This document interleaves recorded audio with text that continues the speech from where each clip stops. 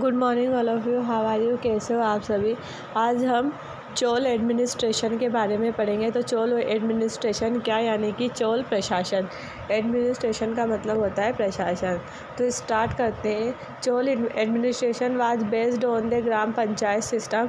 जो हमारा चोल प्रशासन है उसका आधार क्या माना जाता है, ग्राम पंचायत सिस्टम, यानी कि ग्राम पंचायत प्रणाली। तो जो हमारा चोल प्रशासन है वो किस पर आधारित है, ग्राम पंचायत प्रणाली पर। इसको आपको अंडरलाइन करना है कि जो चोल प्रशासन है वो उसका आधार क्या माना जाता है, ग्राम पंचायत प्रणाली। With a view to facility administration, the Chol kingdom was divided into 6 provinces which were known as मंडलम।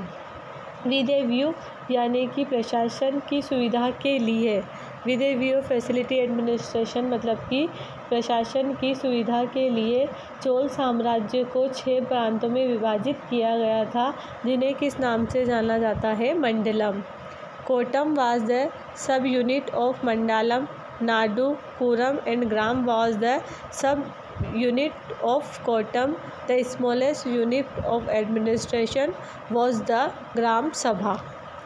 तो जो कोटम मंडलम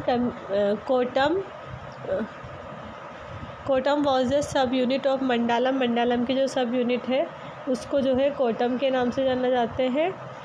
और उसके बाद nadu, kurram and gram was the subunit of kottam. Kottam मंडलम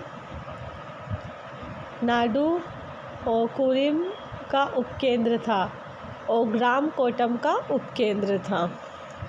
और the smallest unit of administration was the gram sabha. इसका जो सबसे छोटा जो रूप था, मतलब कि प्रशासन की सबसे जो छोटी इकाई थी उसको क्या कहते थे, ग्राम सभा।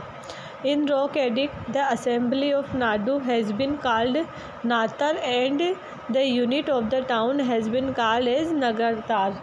तो जो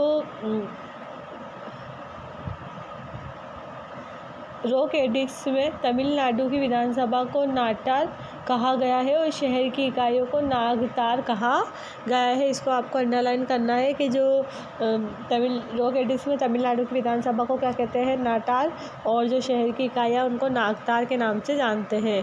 village representative were regular appointed every year.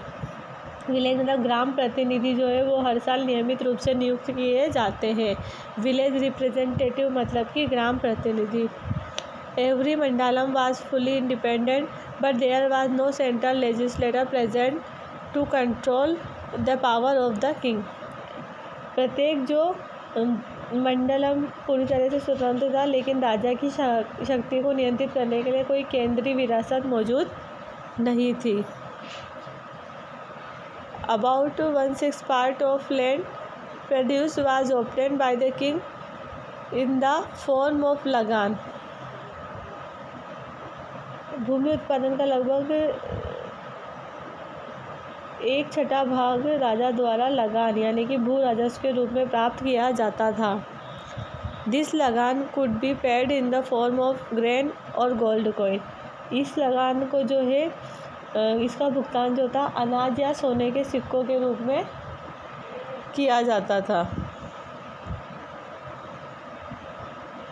The gold coin which was circulated during the Chola period was called kasu and it weight 16 ounce. यानी कि जो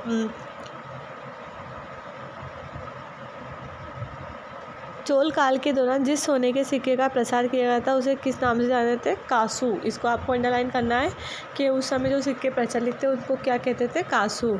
एंड इट वेटेड 16 आउंस और इसका वजन 16 ओस था। Along with massive military power the Chola king also possessed a strong naval force. विशाल सैन्य शक्ति के साथ साथ चोल राजाओं के पास भी एक मजबूत नौसेना बल था। Chola king integrated various large irrigation scheme and built many roads। Chola राजाओं ने विभिन्न बड़ी दायित्व योजनाओं की शुरुआत और कई सड़कों का निर्माण किया। इसके बाद जो है चोल आर्ट, इसके बारे में हम कल पढ़ेंगे।